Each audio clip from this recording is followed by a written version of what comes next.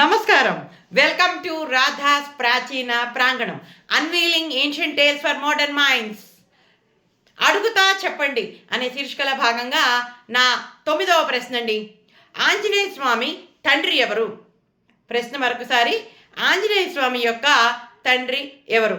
మీకు కనుక ఈ ప్రశ్నకి సమాధానం తెలిసినట్లయితే కింద కామెంట్ బాక్స్లో పెట్టండి. ఒకవేళ తెలియకపోతే హనుమత్ చరిత్ర అని నా ప్లేలిస్ట్ ఉంది, తప్పకుండా వెళ్ళి ఆ ప్లేలిస్ట్ని చూడండి. ఈ ప్రశ్నకి సమాధానం రేపటి ఎపిసోడ్లో